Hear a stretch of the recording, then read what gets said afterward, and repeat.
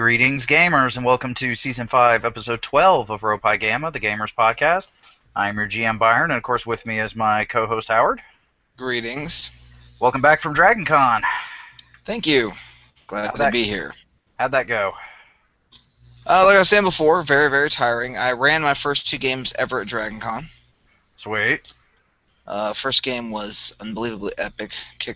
Knocked it out of the park. Second one was good, but people were so tired, and it was so hot and so busy that it was hard to keep them focused. They faded really fast. So, and the dice turned on them. So, all things being equal, everyone was happy, but it was not the same level of awesomeness as the prior game. So, entirely out of my control. Pardon me. Well, I'm glad everyone still enjoyed themselves, but... You know, I rarely have bad games anymore. I said rarely, not never. But I rarely have bad games. I can have games that aren't as good as others, and I have some epic games. But an out-and-out bad game where people just, leave my table, that's rare. Yeah, that is. So. I can honestly say the same, although I have had some... Well, I mean, I did have a game blow up on me. But that was a while ago. So... Yeah. So... But no, it went well. It went very, very well. And there's some stuff posted. Cool. Pictures. Amber was there. Amber actually came up and stayed with me. Oh, that's cool. How's she doing? She's doing really, really well. She came up with her boyfriend John, and they hung out here. And I remember you recommended we might want to get John on the podcast at one point. Yes. Yeah. I love how the answer to that is just yes. He's a very insightful. He has not been gaming that long. Comparatively speaking, by our standards, he's very, very young. But on the other hand, he's very intelligent, he's very insightful, and he has an eye for game design. Ooh. Which is interesting. Yeah, that's his true passion, I think. Sounds like someone I need to get in touch with. Yeah, he's actually very talented. He's Pathfinder mostly. That's his main system. Nothing wrong with that. And since he's only been gaming for a couple of years, I guess he started with Pathfinder so I guess that was his D&D. Okay. Not that he doesn't do other games, but it's just it's like me and Star Wars. I mean, once you get on the Star Wars track, it was same here. Kind of hard to get off. Yeah, it's me and D6. Although I have recently jumped off the Star Wars train, so I guess I remember. I guess it's not impossible to escape. Yeah, I remember. You've joined me in washing your hands of the franchise. Yeah, I don't really give a crap about it anymore. But anyway, as far as the game went at DragonCon, I ran 2 games, one on Saturday, one on Sunday. No wonder the second one was kind of blush if it was on Sunday. Jeez. Oh yeah, dude. Because there is stuff on Monday, but I wasn't even going back Monday. But anyway, so how long is DragonCon? Thursday, Friday, Saturday, Sunday, Monday. Well, it's Thursday night, Friday, Saturday, Sunday, all day long, Monday up until about 5 o'clock. Oh, jeez. Yeah, we had 62,000 people. It's how many?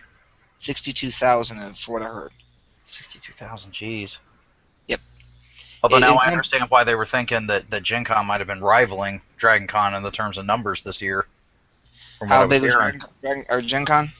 Well, I mean, there were people at AEG saying over 100,000, but from other talks that I was hearing at least a good 50, 56. Yeah, so, I would say around 50,000. Yeah. Yeah, we were up to upwards of 62. That's what I heard, but that's not an official number. Yeah. But keep in mind, we also encompass 3 main hotels. The Spine of the Dragon is the Hyatt, the Marriott, and the Hilton. And we take those over completely, top to bottom, every ballroom, every floor. And then you have the Sheraton, which has turned over pretty much all its convention space, well, most of its convention space, for registration purposes and some other things. And then, of course, we even have the Westin Overflow Hotel, which has some of the smaller tracks and things like that. And we've taken over the entire Amerismart. So basically, the dealer area for DragonCon is about half the size of the dealer area for Gen Con. But it's in a different. It's not flat like it is in Gen Con, where it's just one big open space. Mm-hmm. It's in a multi-leveled thing, so it's actually 2 floors, and it's crazy. Okay. But what's interesting about DragonCon, and I think it's primarily, again, I love DragonCon. This is my convention. But the thing about DragonCon is it's not quite user friendly, if that makes any sense. I mean, it's It fun does. for It does. guests, but to be a role player or an event person, or God forbid you're a dealer, they're not really that nice. They don't really give a Yeah, crap. I remember hearing some stories about um oh, there was one. I think it was a webcon. I almost want to say it was Blind Ferret, but there was some big name in the circles that I was in, like back at AIW. So it was art related to some shape, way, or fashion. I don't remember what, but they had like a horrible experience Yeah, at Dragon Con one year, and I was just like, initially I was like, how can Dragon Con be that stupid with as large of a fan base as that group has? they're stupid with they're everybody. they're they're they're shooting themselves in the foot. But then someone made the comment. I was like, Dragon Con has gotten so big They don't that care. it's got to the point they're like, they know they're established. They know there's practically nothing that's going to hurt them. So They don't care anymore. yeah, they don't care. So, you go to Gen Con and you've got, God, you've got Fantasy Flight, you've got Crystal Cast, you've got AEG, you've got Paizo, So you've you got got Wizards, Wizards, you got yeah. I mean, you got. you So, got the big names. how many of those do you think show up at Dragon Con? Uh, I'm not entirely sure. Think about it. So Dragon Con, how many? Think of some of the big name companies in gaming, costs or whatever, and let's rattle off some. Dragon Con's huge, 62,000 people, and they moved the dealers to a whole new building. They've got their own building just for buying and selling. How many of the big names? Rattle off some names that you think would never miss this opportunity. I'll tell you how many of them are actually Dragon Con. Go, shoot, guess. Honestly, the only first one that really comes to mind is Wizards. Nope. They're not even at Dragon Con, really. Nope. Wow. Try again. Fantasy Flight? Nope. I'm not even gonna try then. You know what the biggest name at Dragon Con is? What? JetSX. Chess really? That's it. That's the only. The Sabersmiths. If you're into lightsabers, combat lightsabers, Sabersmith has a booth. It's a very big booth. Other than that, they're all small name. Like there's a bunch of artists and crap like that. Now the artists area for Dragon Con is huge. Actually, the artist area in Dragon Con is about, I would say, about a quarter of the size of the Gen Con everything booth, like or everything space. So we have a huge artist alley. Oh yeah, they love artists. Like the artist track is the one track that's been run by the same group for like 20 years, and they know their junk cold.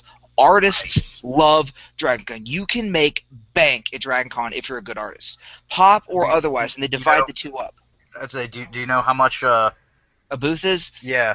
I don't know, but I can find out. I mean, I could easily find out for you guys because I got some I'd friends. say why don't you? Because with where Liz is wanting to go, with her art and whatnot, that'd be perfect. That'd be. It is that'd be also wonderful. quieter. It's got its own area. It's always in the exact same place. It's very well run. Nice. They've got their own Very nice. security. It's fantastic. The rest of the Wow. con is a cluster.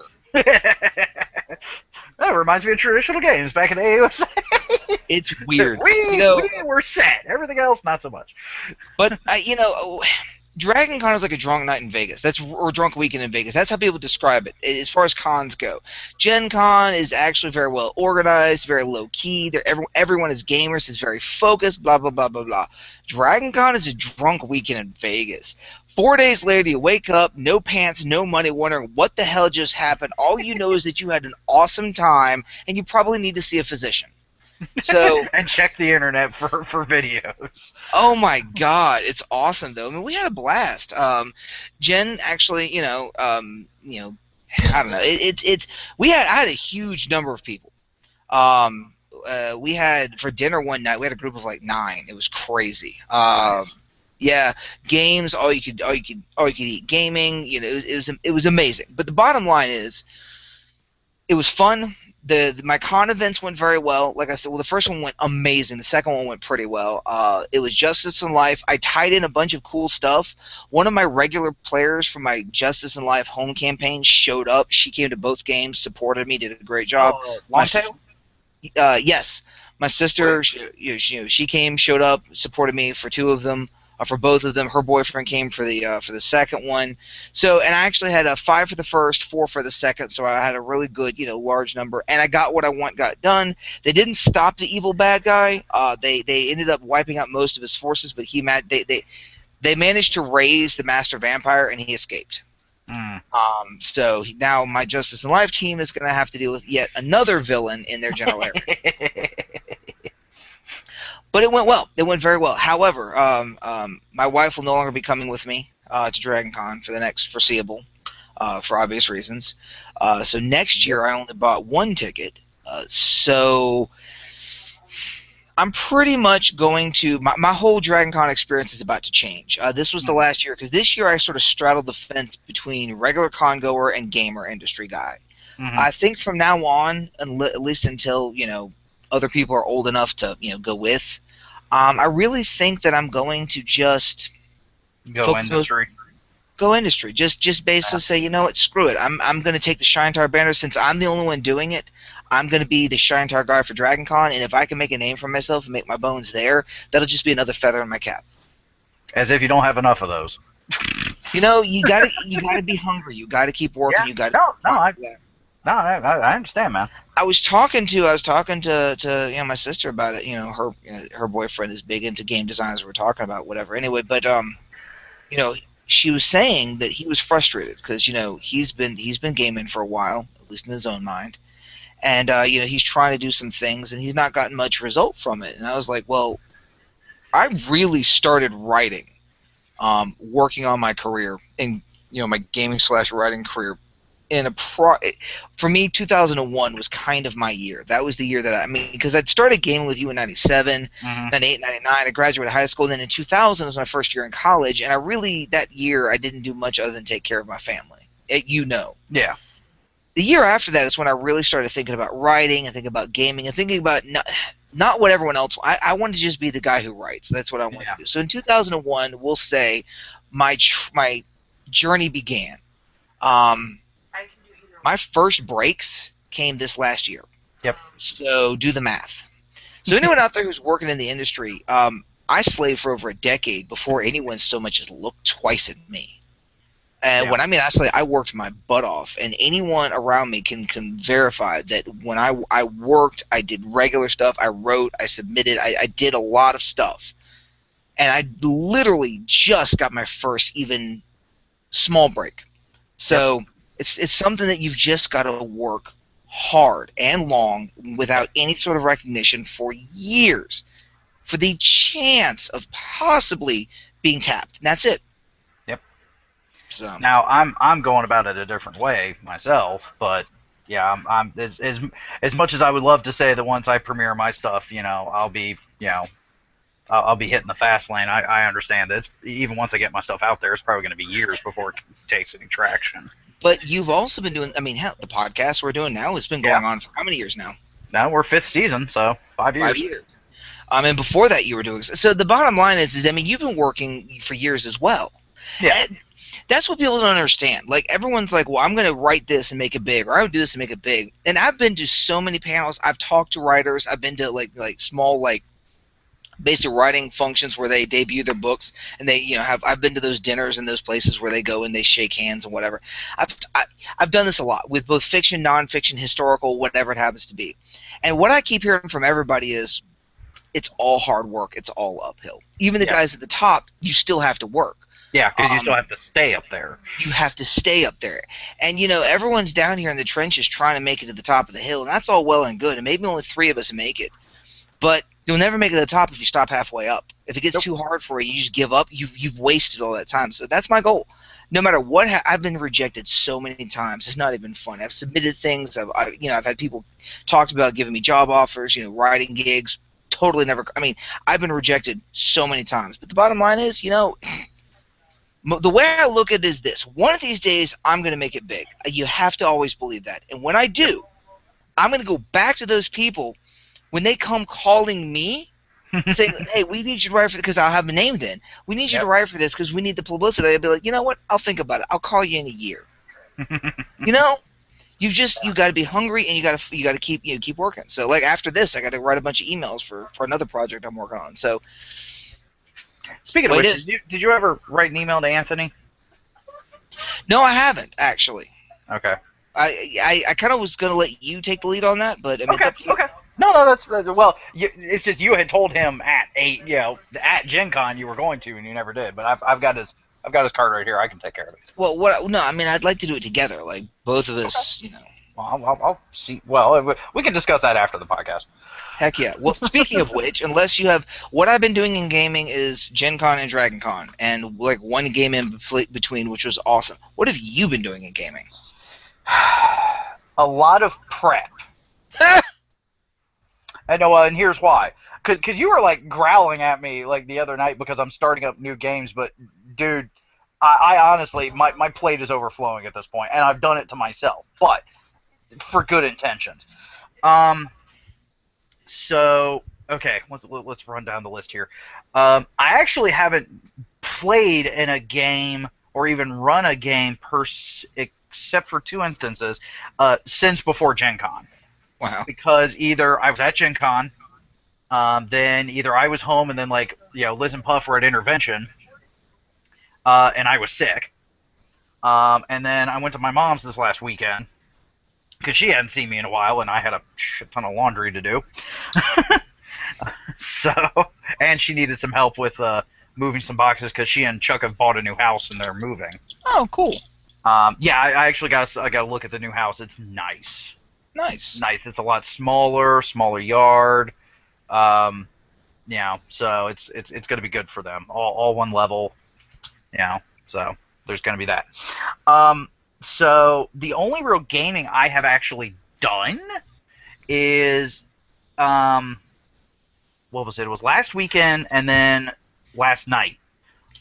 Miri, because we weren't doing the Epic game, Miri wanted to take a stab at running a module that she had found for D&D 3.5. And of course, I was a chance to play. I was all over it. Plus, I like helping out new GMs because everyone talks about how experienced I am and how good I am. I like passing on that knowledge, hence why I'm doing the freaking podcast. But I like being there at the game, because that way she felt a little more confident because she knew that if there was a rules question or something, she could look it up on the SRD, but then she could also ask me. Yeah. Yeah, or I could just sit there and freely give my opinion, as I tend to do, because when I'm on the other side of the GM screen, I tend to be a rules lawyer, though a nice one. Well, yes, but I try not to be a jerk about it, but... I had one of those. No, I had one of not a jerk. He actually did a very good job, but I had a rules lawyer at my table that was... He was right there on the edge, like the bleeding edge, where it was like, it's like, all right, dude, I appreciate the help, whatever. You're cool. And he never stepped out, which I liked. He was a very good player, he's gonna be in my future games. But you ever see a gamer type that like you peg him instantly, and you know how dark it can go, and the whole time you're kind of like, all right, dude, okay, good. Oh, there you go. Okay, he's good. Okay. Oh, crap. Okay, he's good. The whole game you're like you got your eye on him, like, all right, hang on, okay. It's like, am I gonna have to smack him down now? Yeah, Nope. the whole Okay. game, I'm like a little tense because but he, I guess some people are just that way. I mean, they just like to whatever. It was weird though, because like the whole game, I'm like, he's over on my left, and I kept kind of cutting my eyes every time he started to get into that rules lore mode. But then he'd back it off. So I guess he had that experience before, and had other GMs that talked with him. He knew his limits. So. Or my limits better than that. Well, maybe. He was good at reading other people, apparently. So, but yeah. So I and I actually got to play a character idea that has been rattling in my head for a few months now. I actually got to. I'm playing a paladin, but he's like a samurai paladin. So he's not the full plate sword and shield style. He's more light chain, katana and wakizashi, and the big difference is because I usually don't like this. When it comes to playing a cleric or a paladin in D&D or Pathfinder, I usually always prefer actually having a deity as the backing, because it's easier to set the standards of what is expected of the cleric or paladin with a particular deity. However, there are optional rules of doing you can believe in a ideal, and I Bushido. usually, well, actually, for him specifically, it's ancestral. He's basically ancestral worship. Yeah, I am still trying to hold to Bushido, on top of that, but the source of his power is his ancestors. Nice.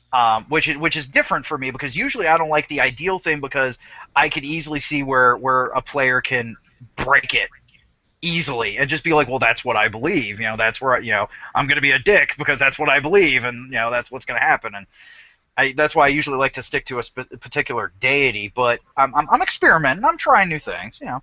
Um, and the games have been going well. Miri has been a wonderful GM.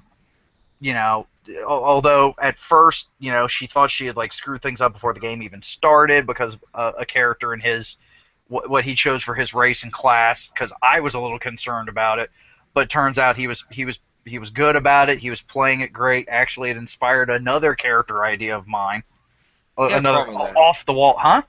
You have a problem with that. No, I have a problem with coming up with new worlds. New character ideas isn't quite as bad. It is still a problem, but it's not. I really don't have that, actually. I mean, the I world hate thing you. occasionally. I hate No, you. I'm just yeah. I come up with worlds on occasion, but usually when I need them, I don't have the. I don't know. At last count, I had 30. Well, good for you. Hey, and can I clarify a point here? You've already mentioned the podcast. The reason I, as you said, growled is that I want to finish the freaking Epic campaign, and I know how sidetracked you can get. And what I don't want to have happen is you overload your plate and go toward the new shiny stuff rather than the stuff that's been going. Because you've been hyping this Epic game for so freaking long. If you don't finish it, you're going to have a lot of very disappointed players on your hand, myself included. Agreed, and I understand that. And actually, thank you for voicing the concern. I will consider and address that. Um, but to get back to May Gaming, which rolls into this, was playing in Miri's games. They've been really good. I think we need one more session to finish it up. But we have pretty much dealt with the main issues of. We're now just pretty much finishing cleaning out the dungeon at this point. Cool. Is where we're at. But she did say that there were a few encounters left. Otherwise, we would have wrapped everything up last night. Yeah. So, because we got like 3 more levels of the Wizard's Tower to clean out.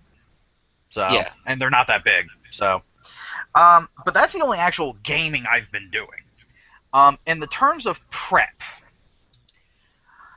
Oh God. Okay. So I think we mentioned this during the Gen Con review episode. During Gen Con, I somehow somewhere screwed up our finances by paying bills. Heaven forbid. Yeah. But unfortunately, we were able to get up to Gen Con. Surviving and getting back from Gen Con became very questionable. So we actually had to call upon the aid of some friends, and I thank them immensely for doing this. We will pay them back. It might take me some time, but I if I owe someone money, I very rarely forget about it. Surprisingly enough, because it's a constant, nagging in my head. That's like I really need to pay them back. It might take a couple of years, to the point where sometimes the people that I owe forget that I owed them until I pay them back. But sometimes that's just when they need it too. So it karma has been working. So as a show of my appreciation of this, it was 2 sets of friends. It was actually Miri and her boyfriend Ben, and our friend Matt and Allison, who were in the Epic game as well. Both of them lent us some money at 2 different times while we were up at Gen Con. So as a show of my appreciation, I offered to do them the one thing that I know I can always do: run them in a game. Because, dear freaking Lord, I oftentimes wish we were on a freaking barter system, because then I wouldn't have any problems. And I'd be gaming all the freaking time. Yeah. But, Matt and Allison, of course, picked, I told them, I was like, any system that I'm familiar with, any setting that I've got, it's up to you all. This is your game. Whatever you want me to run you all in, I'll run you all in. Just so long as I'm, it's not a brand new system I'm not familiar with, because then it's going to take time for me to freaking read over the rules and whatnot. So Matt and Allison picked Star Trek Next Generation RP, because Matt is a big Star Trek fan. Allison, he has converted out. I think Allison might have been a bit of a fan, but not as much until Matt got a hold of her. It's kind of like with me and Liz. Liz wasn't that big of a Star Trek fan until I got a hold of her. And we had done a Star Trek game and we're using the Last Unicorn rules. The rules that the system itself is actually great. Character creation's a bitch. Character creation, Sometimes it's that way, dude. Yeah, it is. And actually, I went over character creation with a fine-tooth comb this time and found out that like some of their rules is like, oh, if this happens, just do this to make it easier. It's actually cheating the players on points. So I went back and figured out how many points they were missing and was like, okay, you all still actually have this amount of points. So they wanted to revamp their characters and go through it. And I was like, okay, that's fine. I actually still had their characters. Like I said, I just went over and kind of revamped them a bit. Of all the I just mentioned that I've come up with 30 different freaking worlds. I have been racking my brain trying to come up with a story for the Star Trek game. I was like, this is the only setting I've had any issue coming up with a freaking decent, lengthy story. Because Allison, I even asked, I was like, do you all prefer episodic, which is very much Next Generation, or overarching story, which is actually, very much kind of DS9 Voyager? And, of course, Matt was like, both. I was like, okay, that's good. And Allison was like, I prefer overarching. I don't really like the episodic so much. Well, the only planning I'd done for a Star Trek game prior was one I'd done with Liz, which was very episodic, because I was trying something different. I usually do very overarching story, so I was trying to do the very episodic stuff, and I'm like, great, now I got to try to cram all this together. So have you come up with an idea? I have. I actually, I had like 3 various actual campaign ideas, but they were a little far-fetched. And I'm actually a little concerned that they may not like them so much, but I actually have come up with an idea of way of combining all 3 of them into like one mega campaign. And I just say mega campaign because it's 3 campaign ideas in one. It shouldn't necessarily take very long, but that depends on them. If I ever did Star Trek, I know what game I would run. Really? What? I want to hear this. It'd be very simple. What? The crew, whatever that particular starship, it would be on one of the survey missions, would encounter an alien race somewhere where they're not supposed to be. Probably on a planet, like on a planet or a planet that had already been surveyed, or something that they had been sent to survey. More or less, like the area would be relatively well known.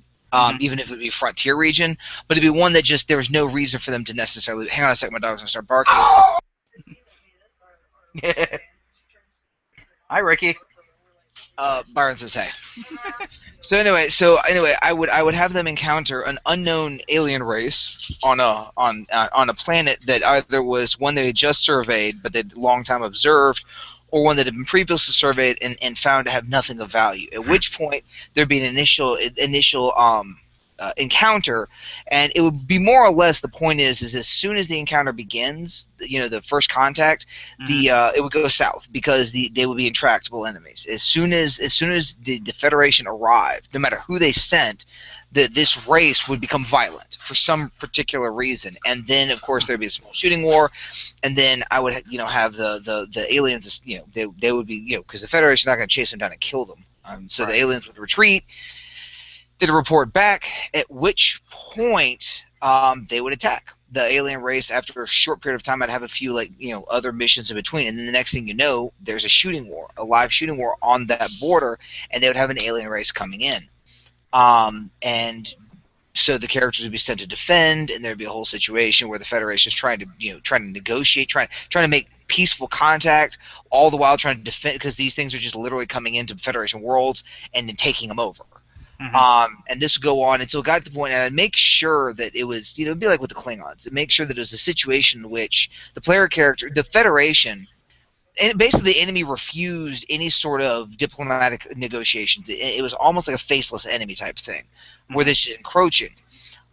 to the point, and I would make sure, because I do this a lot of times, I'd make sure that my player characters had a reason to hate the enemy. That's something I do very well in my games, to make it Right. personal for the Right. player characters. Ricky's over there laughing. Um,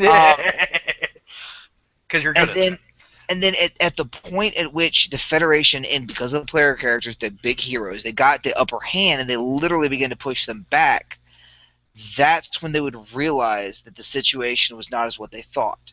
In that. that, in that these people were not invading them because of avarice or whatever. These people were invading them because of survival, because there's something else out there that they're running away from. Ah, interesting. So then you have the Federation is in a weird position. The Yeah. player characters being on the front lines, how do you deal with this? Yeah. Because this is a violent, bloodthirsty, well, quote-unquote bloodthirsty species that you've been engaged in a period of war for how long it has been, however many people have killed, your allies want to destroy them utterly, but you're the Federation. So can you literally just wipe out, annihilate this group to protect against that second group? And what happened? I was to say, believe it or not, depending on what era of the Federation you pick, the Federation actually does occasionally grow a pair. Well, that's my point. Again, it just depends. And what would the player characters do? Because a lot of this would be riding on their decisions. Because keeping in mind, this would be sort of a border skirmish type thing, where the captain of the ship and the player characters' crew would be given a great deal of latitude in how to deal with the situation. Because obviously, the Federation, I mean, would be dealing with other things. I mean, the Federation isn't going to stop for this one little whatever. It's like the Borg attacking. Yeah. Although it could be the Borg attacking, that could be the other thing. It could be. It could be. Because as Voyager found out, there's shit worse than the Borg out there. Exactly. But the bottom line is you're standing there, you're fighting a bitter, intractable enemy, only to find out that the people you're fighting are doing this to survive. Because and again, you'd be like, well, why didn't they just come in and ask the Federation for help? Okay. Me and 800 billion of my people, we just want these 12 worlds. You just have to take all your colonists away. We're going to take over these 12 worlds and make our own independent kingdom. Oh, and taking your infrastructure. You okay with that? Cool. Doesn't work that way. Even if the Federation wanted to do that, you don't think the colonists are just going to give up worlds to an alien race just because the Federation? Nope. That was actually the issue of what happened when they made peace with the Cardassians. So exactly. So you've got the situation where the player characters have this one enemy who is a definite threat, but who's not doing this for expansionist purposes, are quite literally just trying to find a place to live to get out of the way of an even larger, more militant faction, which is Imperial. And it'd be a great little border skirmish type. That's the game I would run. I want to play in that. Yeah. But I don't run Star Trek, so there you go. But that's for me. That's the first thing I think about Star Trek, because I think that would be just really great. Write it out. I'll run it. Okay, I will. I'll throw the notes. Like I can detail the whole thing out for you. But I really like the concept. I can do Star Trek. So. But the thing is I would like that type of campaign, because it's not the whole. You've got exploration involved, you've got politics involved, and you've got a war involved, but you also have a moral dilemma. And I like games where there's an ultimate moral dilemma. Yeah, Matt made the comment when I asked what their favorite episodes was. Matt, at first he was like, well, it'd be easier to tell you what episodes I don't like, because again he's a big Star Trek fan. But he did say the very introspective episodes. The very, what does it mean to be human? What is it, the moral dilemma episodes he said were some of his favorites. And I'm trying to work some of that into this as well. Actually, I've got a Prime Directive dilemma episode planned. I don't want to say anything too much because, Yeah, they're listening or not. They might be listening. So they might. But anyway, so I'm putting that game together. And then after talking with Miri and Ben some, they finally decided on what system and setting they want to do. And although they picked Pathfinder, which I'm familiar with, and they picked Draco Thermometer, which is my primary fantasy world, so obviously I know that very well. They also picked a story idea I'd actually come up with at Gen Con that's relatively new. And I made the comment because they were like, well, we like this one, but we like this one too. And I was like, well, I can combine them because the new story idea is it's mysterious corruption. this mysterious corruption has started spreading across the land. That's about all I had come up with. So I was like, I can put that in Draco Terameter. I mean, that's not hard. They're like, okay, that'd be great. I was like, all right, fine. Finally, we've made a decision. I can start planning. Yay! So I've got a world that I am familiar with and I'm creating. Although I am making changes to it because I'm trying to also convert it to D6, and Draco Terameter got created when D&D Third Edition came out. So Draco Terameter is it was very obvious. Like if you're in the world long enough, very obvious. It's a D&D setting, and I'm trying to break away from that. I'm trying to make it a bit more of my own. To make introduce new races, new cultures, new stuff, my own. Pull it away from D&D and make it more of my own. So I'm trying to incorporate that into this new game to help test some of it out. So I have to come up with new racial stats for stuff. And then I was like, okay, well, I've got this corruption. What's causing the corruption? What's it doing to the world? And I talked with Puff some on Monday to bounce some ideas off of her because you weren't available. Sorry, dude. Wait, no, that's okay. But Puff isn't in that game, so I was like, okay, well, I didn't want to bounce ideas off of Liz because Liz is going to be in that game too. Yeah. And after she and I were done, I realized that I don't think Miri and Ben have fully realized just what the hell they've done to my world, or at least what could happen. Because after I figured out what the heck is going on, this could be like what the Storm event to Shinetar was in my world. That this thing could shake the entire foundation of my world and change everything. And I was just like, I didn't want this to be that big of a game beforehand, but it is now. Fuck. Yeah. So I've got that. There's another game I'm wanting to kick up with Miri, Puff, and Liz, although that is one that I can postpone. Yeah, I'm probably going to postpone for a bit, so until I get the other stuff running and we get back into Epic Game and whatnot.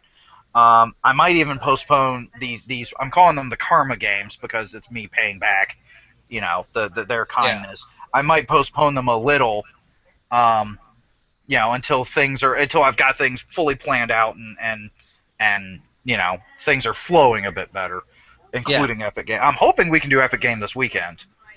I'm free. I don't know about you. Are you free this weekend? I believe I am free. Okay. Hopefully everyone else will be free this weekend too. So hopefully we'll actually be able to do Epic Game because it's been almost like 3 or 4 weeks. It has, which is why I was complaining. Yeah. No, I understand. I understand that.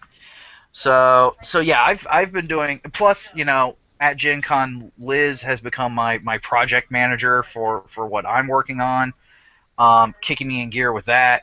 And so I've been working on so I've been working on a lot of stuff. Just I don't have a whole heck of a lot to show for it yet. So, but that is what I have been doing in gaming. Wow. Okay then. Shall we get to the main programming? Since you're what you would be doing gaming with is that could have practically almost been the episode. You could have just said I'm doing a lot, and we could have moved along. No, I couldn't have. Fuck that. I know. You know me better than that, jeez. It's your podcast. You can cry if you want to. Yeah, exactly. I'm Loki. I'll do what I want. Yes. Anyway, so since I was rambling so much, why don't you start off with what you had? Actually, this stems from a conversation I had with the young man I was talking about, my sister's boyfriend, in the car on the way back and forth to DragonCon. Since both the ladies were asleep, he and I had some pretty in-depth conversation. He did tell me that one real quick. You'll enjoy this. A ninja bard. Nah. Okay. Easy magic message. Easy magic message. Easy magic message? You can use magic message as a free action. It's an auditory. You can contact up to 5 other target 5 people, and you can send them auditory messages, which means you can do an auditory bard stealthily. So we're thinking about doing a party where it just has a ninja, an assassin, a thief, and a bard.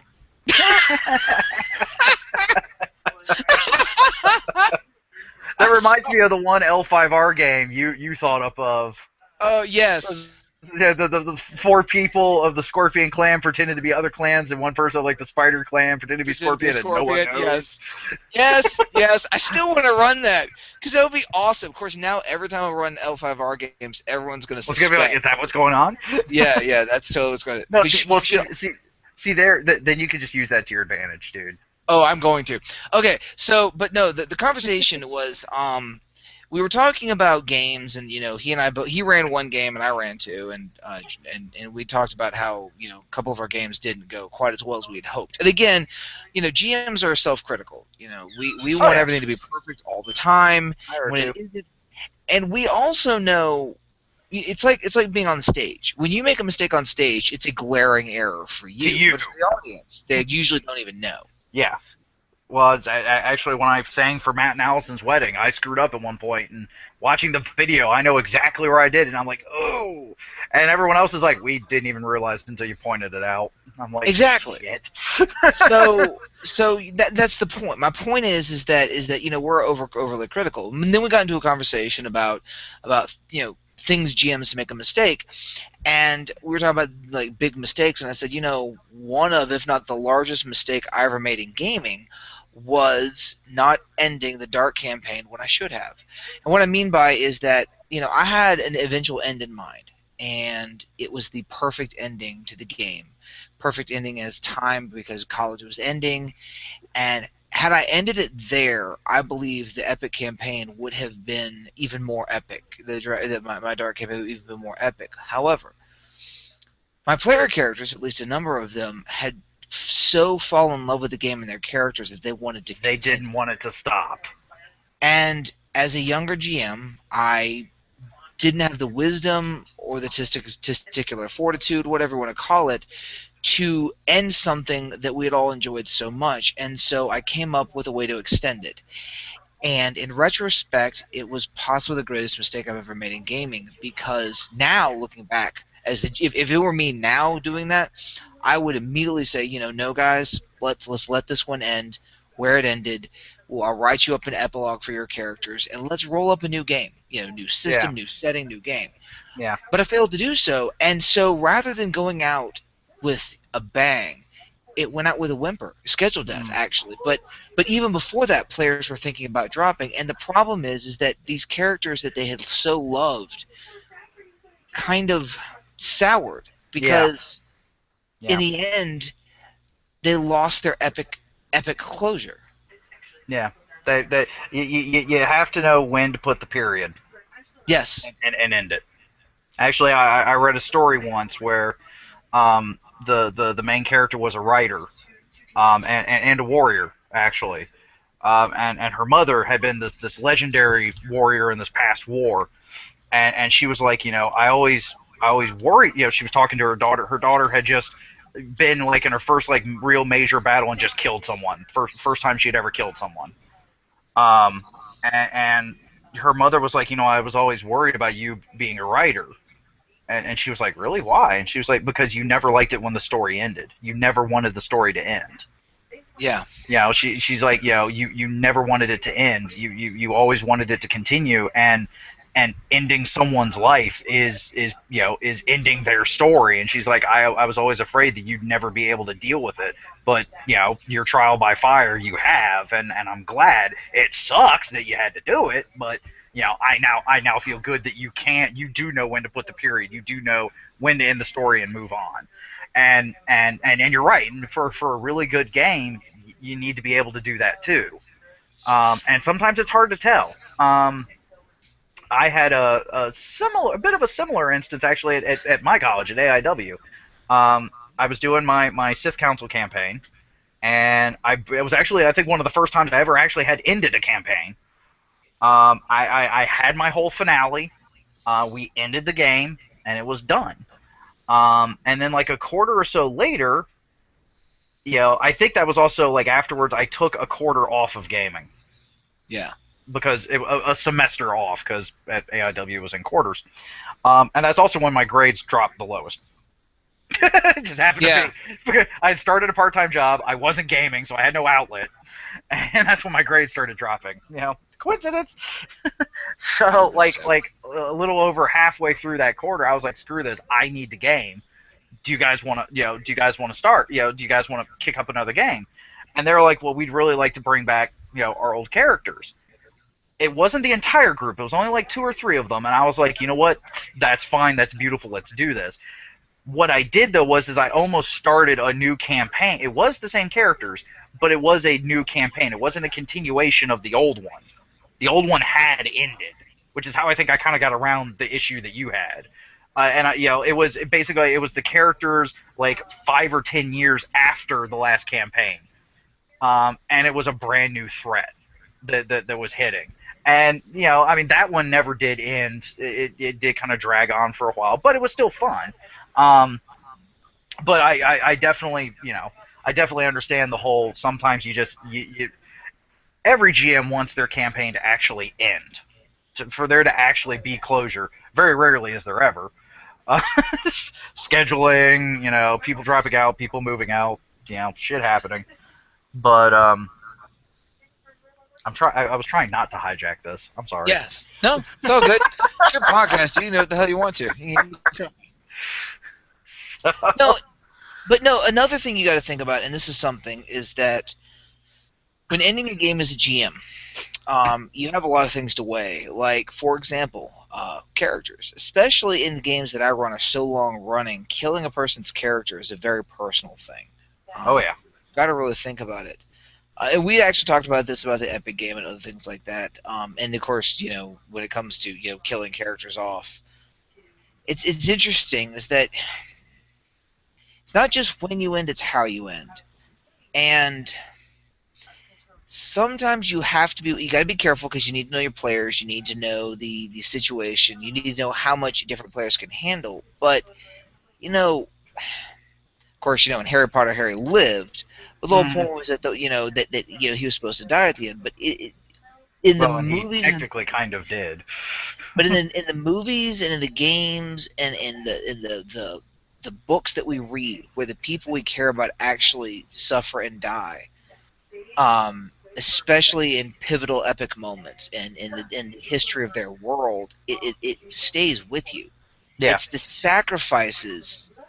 It's a sacrifice they remember. I still can't go. I mean, I do reenacting, and I go to Andersonville every year. And walking through the graves, I cry every time. I can't stop. And when I go to Arlington, the same thing happens because it's the sacrifice. And as a GM, when you're running a game, players have been playing characters for like 5-10 years, at least in my game, some of them. And you come up to the end, and if they die facing the last battle, they're never going to forget that. And Yep. it's bittersweet. And that's the thing, is that we always, and actually that guy said that he said something. He said there's two things that every GM, every writer must understand, and that is this: the player characters must always win. The player characters must always not win. And until you can get those two juxtaposed positions in your mind correctly, you cannot run the game properly. You can't end it. Because, again, if you go through a game and they go through all these trials, and at the very end there is zero sacrifice, there is zero, it's too easy.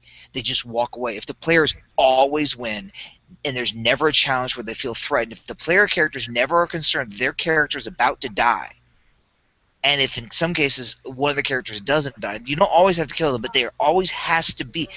because There has to be that threat. there has to be the threat that they have, because if there's no challenge, what's the payout, right? Yeah. And And actually, I have this bit of an argument with I've had an argument like this with players before, where they don't like their characters being in danger, and I'm like, then what's the point? yes, That's like like I mean, okay, yeah. Sometimes I've played like a video game, done a cheat code, but got into God mode and just waylaid everything. it's Sometimes not as that's fun. fun. Yeah, sometimes that's fun, but not always. No, And oftentimes I always like try to play through a game first before I use any cheats. yeah, Like I remember I played through StarCraft when it when it first came out, and I got up to it was like the second to last, or the I know it was the second to last mission for the Terrans. I knew all the cheat codes. I had already been told all the cheat codes.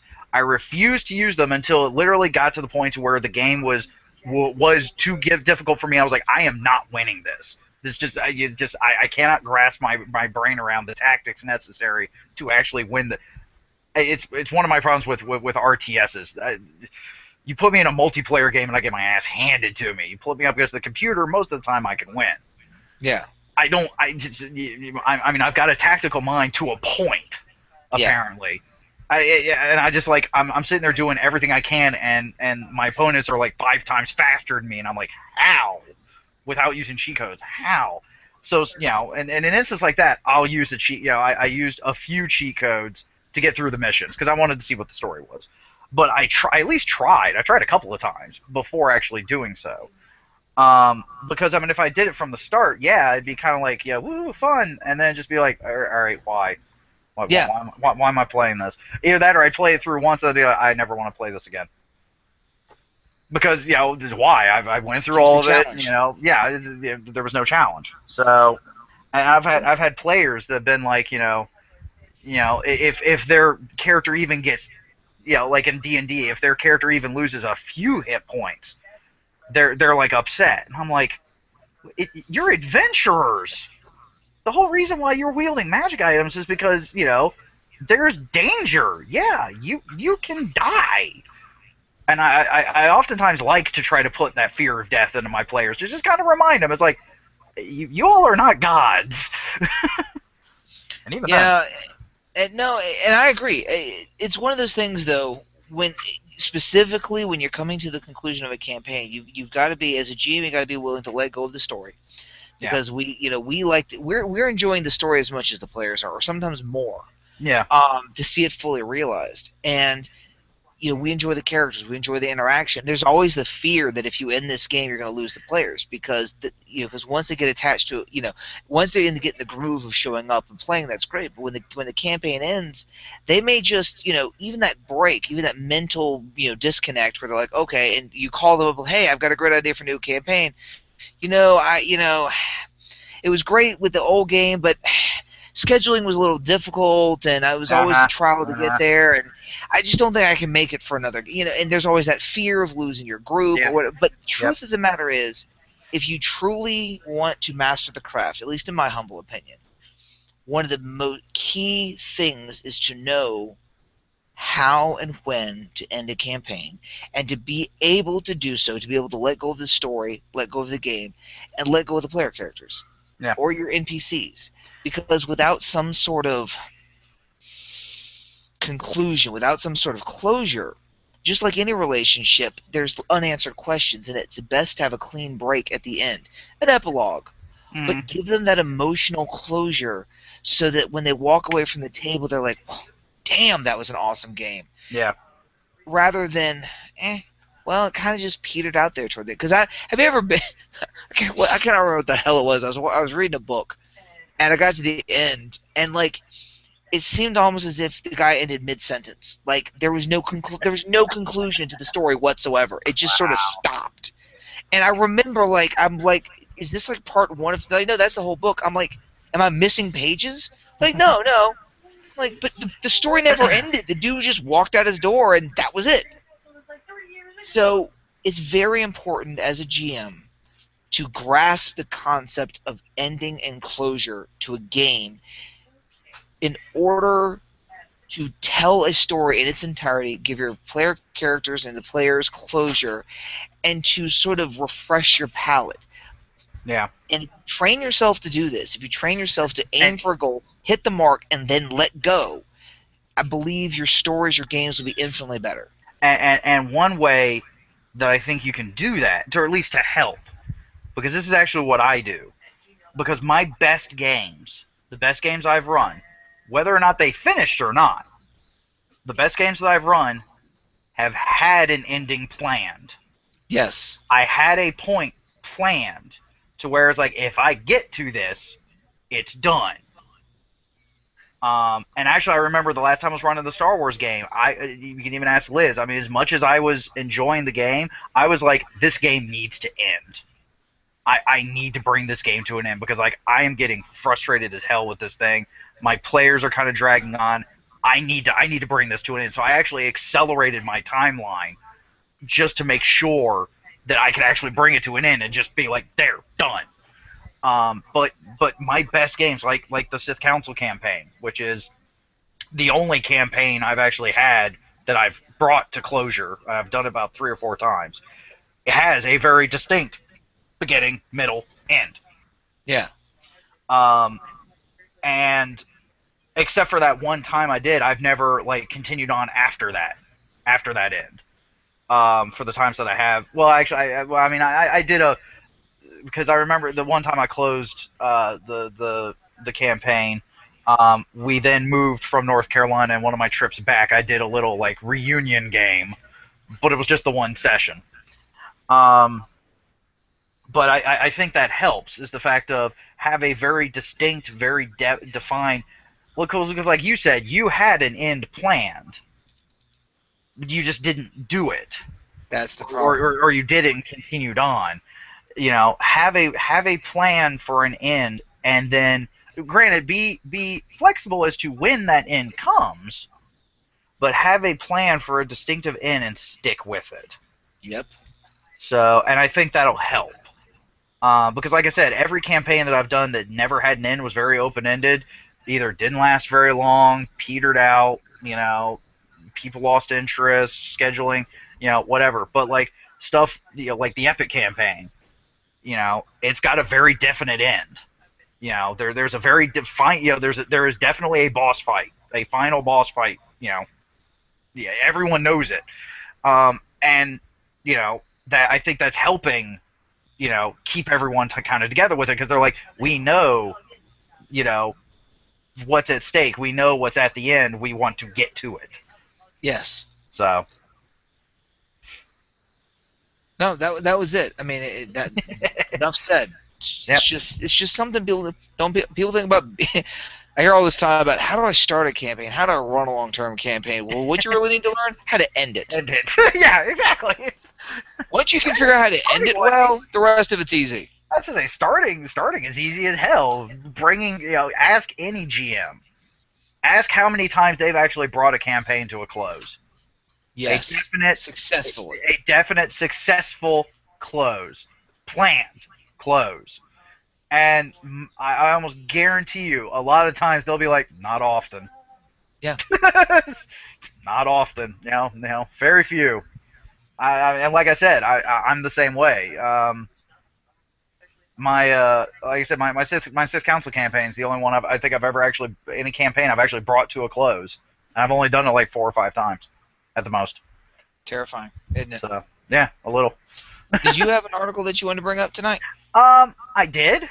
It was actually one I mentioned last week when you weren't here. And actually, it ties into this a little bit on a few of the points, not the overall, but a few of the points. There's this other blog. It's called Third Walling. Looks like it's on WordPress. Yeah, Third Walling. And apparently they've got a series of GM tips. And the one I've got specifically, a friend of mine linked me to, is their Game Master tip number 7: keeping players' attention. Which which obviously, as we were just kind of discussed, keeping the player's attention is key to helping make sure you can end a campaign. But this is talking on like a game-to-game basis. It talks about how there's our lives are full of distractions on and off the gaming table, and he's got 4 points that of tips that he uses to or suggests to use to help try to keep your players' attention focused and not distracted by other things. And his first one is actually address any player issues first. That's number 1. He's like, especially if it is just one player who's drifting off, make sure there's not something going on outside or just a general zoning out. If it's something personal, don't pry, but cut them a little slack. If they have a problem with the game, whether it's a rules call you made earlier or an issue with the environment, you should address it before the game continues. Basically, if there's an issue, stop the game, address the issue, get it over with, so that everyone can then get back into it. Would you not agree? Oh, I agree. I didn't know if you were going to list them all or go one by one. No, I agree. Well, no, yeah, I'll go one by one and get your Sorry, I your wasn't thoughts paying on it. attention. Just kidding. If I could reach through this freaking computer I know, and right? smack you. No, I agree. And it, although if the issue is that their dice just don't like them, there's not a whole lot you can do about it. Or the initiative cards. Yeah, I had that problem in my game. My sister, her initiative, I don't think she got above a 3 on initiative. It was horrible, and it made her, she got a little miffed about it. Also, another my regular player, she couldn't hit crap for on the second game. She couldn't hit anything. She was getting frustrated. But unfortunately, sometimes there's nothing you can do if the dice gods aren't smiling. But I tried to keep it upbeat, and I did stop if it seemed like there was an issue. I do pause and be like, "Hey, is everything okay? Do you need something? Is there something wrong? Do we need to discuss something?" So I would wholeheartedly agree with that. Now, if it's going to end up being a long-term discussion, it's one of those things where if I feel safe, I'll table it to the end of the game. Or if it's something that needs to be talked about, that'll pretty much be the session. Or or if it's one of those, just call the session. Yeah. And with wisdom with experience comes wisdom on which one it is. Yeah. I mean, there was that one. Actually, the Star Wars game down North Carolina on the year anniversary. I had to have the whole big come to Jesus meeting because the game was splitting up, and I was like, "Oh my god, really?" But I was like, "All right." I even told everyone, I was like, "The next session, we're addressing this. That's all." I mean, it's like if we get done with it and can still get some gaming in, great. I'm not planning on it. I'm planning on addressing this issue and taking care of it. That's the entire session. Yep. Some people weren't happy about it, but hey, by the end of it, we got it all worked out. We kept going. Good. So, and actually, he makes a comment about sometimes it is an ego thing as well. If the players feel you're not paying attention to them, they will return the favor. Was that number 2? No, that was still part of number 1. Okay. See, I didn't know if you see. There you go again. You know what? Number 2. Put the big prizes up front. Oh, I see. Yeah, sometimes the players just want to hear what's in it for them. On those nights, you've got to change the way you present things to move the relevant information up front. Yeah, I screwed that up in my second game of DragonCon. Totally. Now, part of that was because their dice hated them, and the initial scenario, which was supposed to take about an hour, took 2.5. Ew. So I didn't have enough time to really plan out. Like everything in the tail end got truncated. So part of it was out of my hands, but yes, they ended up going away more confused, I think, in some cases about the whole situation they were. I was able to explain it to some of them after the fact, and once they realized, they were like, oh, that makes so much more sense. Unfortunately, the ones that I wasn't able to talk to walked away from the tables like, we won, I think? Let's go have a beer, So I really didn't set it up well enough that they understood what the ultimate outcome was. They didn't even know if they won or not because there was no victory condition. It was not well enough explained that they actually saw the victory condition ahead of time. That was actually part of my problem a bit with the Star Wars game where I had the come to Jesus meeting. Half the group didn't fully understand what exactly they were still doing about the campaign. So, so that's interesting. They make the comment. It's this is still number 2, by the way. Thank you. That it's like a carnival game, huckster. You have to put the big prize just within their grasp, then ease it back slowly until you've got their money.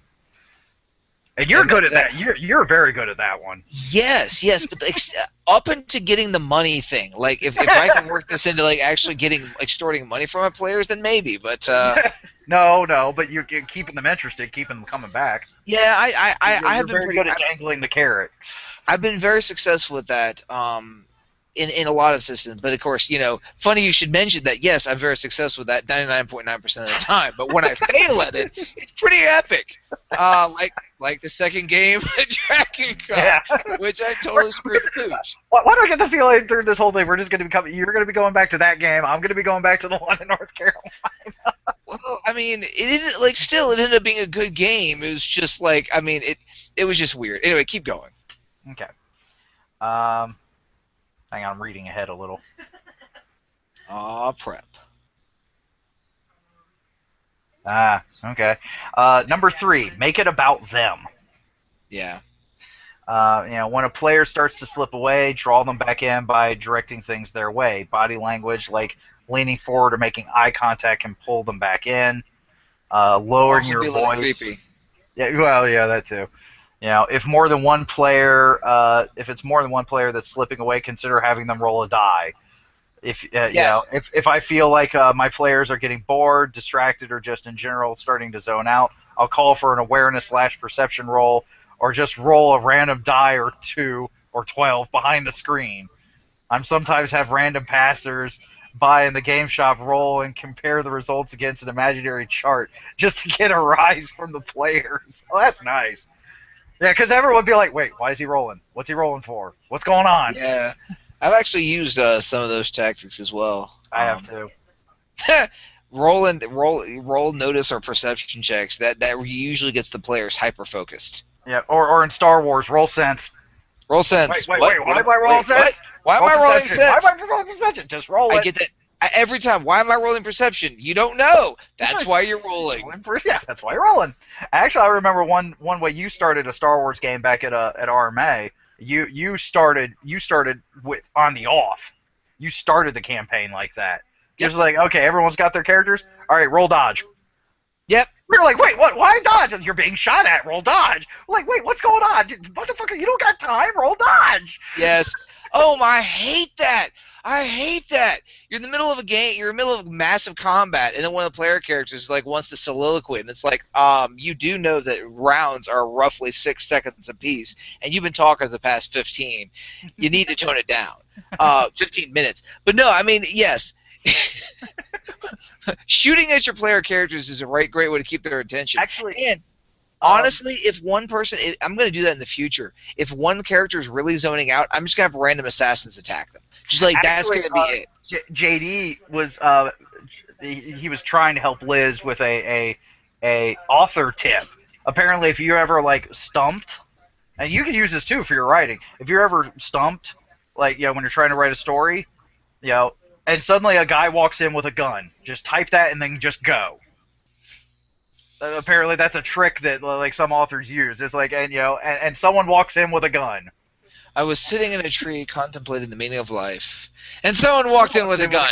Because you're like, Wait, where am I'm I in a going tree. How in the hell did he get in the tree? It doesn't matter. He's got a gun. He's pointing it at you. Do something, you fool. So, and number 4 is use their emotions against them. I know you have buddy. no problems with this one. Oh, I still need to learn this one. Oh no, this is my bread and butter, baby. Yeah. When they're emotionally committed to the game, they'll be more likely to pay attention. You could introduce a bit of humor with a blundering monster in the dungeon, or an obvious trap to or ruse to get them chuckling, or tug on their heartstrings by threatening a favorite townsperson, or making the big bad's actions more directly conflict with their character's personal code. Maybe the vampire burned an orphanage to distract the fatherless hero, or the hag mother is using the dwarf's wife as a shield. No. Seriously, yes. This number 4 basically is my gaming. Just about. It really is. Being a psych major, I will say this though, and I've talked about this before. If I can emotionally invest my players in my game, I've got them. If I can hook them, I've got them for life. Yeah. Unfortunately, if I find someone that gets off the hook or I can't hook, they eventually fade away from my campaigns, which actually in the Shrine Tower campaign is a consistent problem. Is because I have some characters that are totally emotionally invested in their characters, and the ones that are not don't derive the same amount of pleasure. And it's interesting, for me anyway, that people who come to my table to play in my games who categorically refuse to emotionally invest in their characters, who just want to chuck dice and hit things, don't last. Because my style of gameplay or role or GMing style necessitates that you actually give a crap about the situation. Yeah. Because Actually, I'm less concerned with like experience points or the challenge level of the monster, and more experience about like, why are you fighting the monster? Yeah. And actually, someone posted a comic to Sean Patrick Fannon's Facebook that dealt just exactly with that. Because the GM had this whole whole thing about this, the shadow of this undead god who claimed this hammer, and he's like, now I can return and nothing can stop me because no one with a lawful or righteous cause can touch the hammer. And their players are like, really? That's it. All right, fine, I grab it. It's like, yeah, that'll be fine. I'll grab the hammer. The GM's like, what? And he's like, did you forget we were doing this for the money? And the GM was like, fuck. Because Yeah. they weren't invested in it. He was hoping they were invested in it, and they were like, no, we're just in it for the money. I mean, granted, money could be a great motivator for an adventuring group, but that should be what you're using to start off with. Yes. Hopefully you're not continuously having to use that. But it's one of those things. Like again, and one of my players, she came to my table as a hack and slasher, and she's very open about it after the fact. She kind of chuckles about it. She's like, when I started gaming, I've been gaming. She's been gaming for years, military, many years. Yeah. And she's like, all I ever did was D&D hack and slash. Just a bunch of military guys, girls, kicking ass, taking names. Yep. And she's like, I never was part of a role-playing group before. It was always dice rolling. And she said, I got in your game, and I really didn't know what to think about it. Now she is one of the most epic role players I have. Like, she and Ricky are like crazy role players, and they love it, and they derive so much. It's a lot of fun. Other people come to my table, and they're like, well, I'm just here to kill things. And I'm like, that's cool. You're not going to end up enjoying my game. I'm sorry. Yeah. It's just not your scene. I mean, now drop away. Sometimes it is good to just do a hack and slash. Sometimes. But I couldn't do one all the time. That's first and foremost, my universes have too much of a life of their own. They won't let me. Yeah. My big baddies are like, skiing way the hell too much to do just a hack and slash. I mean, sometimes I'll do a classic dungeon crawl in the campaign, and classic dungeon crawls tend to be hack and slash, but the campaign itself won't be that. I'll toss in one or two here or there, but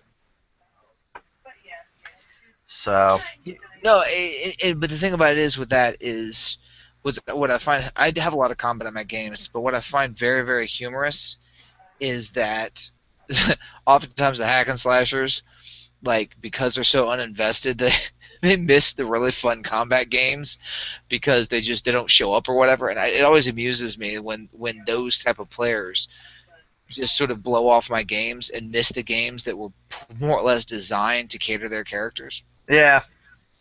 And it's like, and then they hear about the game afterwards. It's like, oh my god, that sounded like fun. I'm like, yeah, you didn't show up. Why didn't you show up? Well, I was like, pfft. I guess I'm getting older and jaded, and I have less patience with that stupidity. My point is, we've said it before. If you don't like the game or the GM, don't be a dick about it, but leave. Yeah. Don't keep going to a game you're not enjoying. Yeah. Now, what's about to say, nothing is keeping you in that game. Now, granted, I have come across some people that have been like, that this is the only gaming group that I know of in my in a 100-mile radius. Honestly, I don't think that's entirely true. You're probably just not looking hard enough.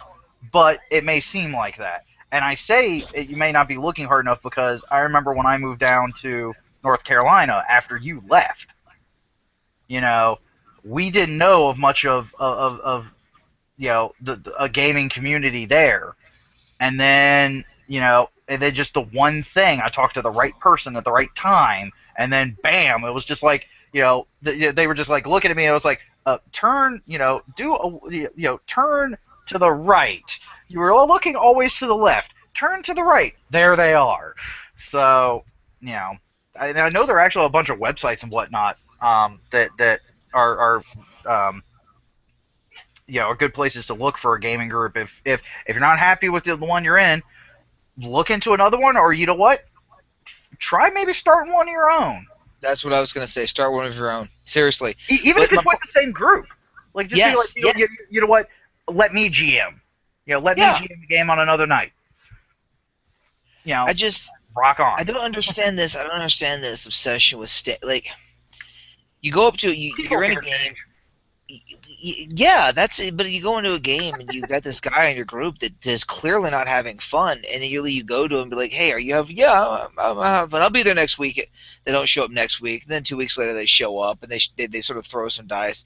They're on their phone the entire time. They're phoning it in, and then you just and as a GM. I kind of, I sort of straddle the thing where I get to that point. I'm like, all right, I give people a certain amount of leeway, and then when the time comes, then I have to go ask them to leave. And I've come very, very close recently to asking a couple of people to leave. I've lost a couple of players because I think they sensed that I was about to ask them to leave, discretion being the better part of valor. But if you're not having fun, if you're not going to show up and participate, don't show up. And I'm tired. I'm And tired of let the group know, because Yeah. the rest of them are probably trying to count on you. Yes. Because like the GM and the players can have this grandiose plan that requires your character, and if you're just not gonna show up, if you're not having fun, let them know so that they can adjust their shit. Yes. But the bottom line is for this, about being emotionally invested, about getting the people invested. If you are going to a game, the GM is trying. He is up there, or she is up there, working their ass off, trying to provide you entertainment, provide you a story, an experience, and it is a disservice to yourself, the other players, and the GM for you to just sit there and dick around. Yeah. And if you're not, he's talking about keeping people interested, and that's the whole point of this. Is the GM is desperately trying to hold your interest. If you're not going to give him the courtesy of at least trying, then Yeah. don't just politely step away from the table. Just honestly say, listen, this isn't my game, this isn't my scene. I've got too much going on in my personal life, whatever it is, but leave. Yeah. Tell the GM, like, listen, I'm going through a messy something. I've got something. School is doing something. Let me step away for 3 to 6 months. Whatever it is. When whatever X situation is done with, I'd like to come back and try to get back to your table once my headspace is clear. Or be like, listen, You know what? And I almost guarantee if you do that to a GM, they will be on you like white on rice. Because they will be like, yo, how's it go? I know if it would be me, I'd be constantly checking in and be like, hey, how's it going? Things good? Oh, man, things are still sucking. Oh, man, that sucks, man. We miss you. But, hey, I understand. Take care of your shit. And when the 6 months come back, they will be, I almost guarantee they'd be welcoming you with open arms. yes, Because you actually, were actually had the, okay, not to sound mean or anything, but I'm about to. You actually had the fucking balls yes, to actually just be like, you know what? This ain't jiving. And step away. yes, Especially if everyone else is having a good time and not you're you. not. And you're dragging down everyone else. That's it. Don't ruin it for everyone else. Don't be a dick. Guaranteed, everyone else in your party goes outside after the game and be like, what the hell is wrong with that kid? Yeah. Like, we did everything we could to bring them into the story. And not even outside. After you leave, everyone else is just sitting there around the table going, God damn it. Yes. And the sad thing is, you've got to know you're that guy. You've got to know you're that guy. I mean, if you are totally socially unaware that you are the guy, but the bottom line, put down your damn phone, put down your iPad, quit surfing the net, show up, play your character, and have a little fun. And if you can't do that, just step away. We all burn out. Every one of us burns out, or at least I've burned out. I know you have. Oh yeah, I burned out. Sometimes you need to step away from the table just to recharge, and that is okay. What's not okay is just abandoning the group with no word and no communication, which happens so often, drives me insane. Because people don't want to. I don't want to be the party pooper, or I don't want to seem like a dick. You're being a dick by not doing it. Yes. Or B, just showing up at the game and not freaking participating. And you GMs are trying to give you the benefit of the doubt, trying to be nice, because the GMs, that's our job basically. Yeah. But God, please. We're reading a list of ways that GMs, we jump through hoops like trained seals, desperately trying to keep your attention. And if you're not meeting us halfway, you're being a dick, and you should really quit the game. Pause, take some time off, do whatever you need to do to get your headspace right. But it's just a dick move to show up. It's like being on a sports team and just not participating. Your team's, and it doesn't matter if it's a church softball league or it's a community, whatever, community soccer league or whatever. You're committed to be on the team. Correct. You know, And the least you can do is show up, lace up, and do your job. if it ain't your sport, drop out. But Yes. but tell the coach, tell the Yes. people, it's like, and don't. I will say this for GMs: don't guilt players into it either. No. Don't guilt other players into it. Don't and the GMs don't guilt a player into it because now, granted, sometimes I've done it and it's turned out all right, but it is a crapshoot and it's odds I won't take the Vegas. Yeah. So, which 50-50 odds are odds I take to Vegas. So that's a losing fight. Don't guilt them into it, and don't guilt yourself into staying. Don't be Yeah. like, oh, this is gonna fall apart if I leave. You know, you know what? It might, but you know what? That might be the catalyst that the GM and the rest of the players need to start a new game. Dude, that totally reminds me of I was in a game with somebody, Shadowrun actually, which is pretty much my unicorn, and I led the first mission, kicked ass and took names. Did so well, the GM was like, you know what, you're no longer allowed to be the leader because you're too good at this. I'm like, fine. He said, we're gonna make someone else the leader. Game fell apart, and you know what? I was like, cool, and I left. Not on bad terms with the GM, but the GM made a choice that Yep. he wanted to do. I respected his game, and it fell apart, and Yep. I walked away. And I basically told him like, this sort of, and other people just sort of quit on him, and I was like, well, clearly, there's not enough people for this game, so let's just, put this to bed for the time being. And that was the GM's choice. Yep. But but you don't just keep showing up and tagging along. And now we all have funks, trust me. Well, I mean, I've already talked about the fact that there have been some times with the Epic campaign, with your Epic campaign, with everyone talking and Yep. nothing getting done, and I've just sort of sat there and just sort of phoned it in for a while. But I've tried very hard to make sure that I continually put in an effort, that I come to the table. And the couple games that I have been in that situation, I believe that I have rectified my behavior and I've done better the latter games that we've had.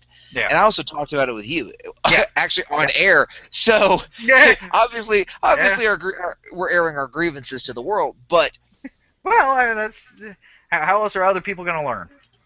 the point is that everyone has bad days, but that doesn't give you license to Well, be. and he even makes a comment. He's like, if someone's going through some personal stuff, cut them a little slack. Yep. But if it's too big, then you got to address it. Don't pry, but because I mean, I remember there was one game I had. It wasn't a full session. It was a side session I was doing to catch up some players, and something had happened that was just would not leave my brain alone. It was this brain worm that just would not stop. And after a while, I was just like, as a GM, I was just like, guys, I gotta stop. I'm really sorry, but I cannot get this out of my head.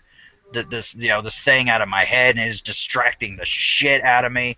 And I can't do it. And then and they were like, hey, we understand, that's cool. And then I told them what it was, and they were like, yeah, okay, yeah, I can understand. Damn, thanks for putting it in my head. And I'm like, I'm sorry, but you asked. Yeah. So, and I'm not gonna say or just even describe because I've done my damnedest to push that out of my head. So I don't want it back. But and players should be the same way. Just be just be like, look, this ain't jiving. Just communication. God damn it, we beat this dead horse. We beat this undead horse at this point. But the thing is, so few people were willing to communicate. Yeah. God, And I'll and still. I gotta be honest with you, it really annoys me when I'm talking to a player that they are clearly, not enjoying it or having issues, whatever, and you go to them and you're like, listen, full disclosure, how are you doing? Are you okay? Yeah, I'm fine. Next game they don't show up. The game after that they barely show up. It's like, No. just tell me. Yeah. It's just like, actually the way I learn people the best is by gaming with them. And Yep. when I start learning someone, I can usually tell when someone's lying to me, when someone's bullshitting me. Yep. Getting the truth out of them is something else entirely. But I'd be like, oh no, I'm fine. I'm like, bullshit. No, you're not. And I'm calling you out on it. I can tell. You're lying. You're lying to me. Now, if you don't want to tell me the truth, that's your choice. But don't freaking think me a fool. I'm a fucking GM here. Being able to read people is part of what we do. So, anyway, I think we've rambled on enough about that. Yes, we have. So, you got anything else? No. I'm good.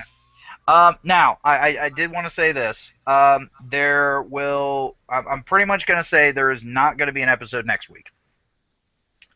I'm going to take a slight bit of a break, and here's why.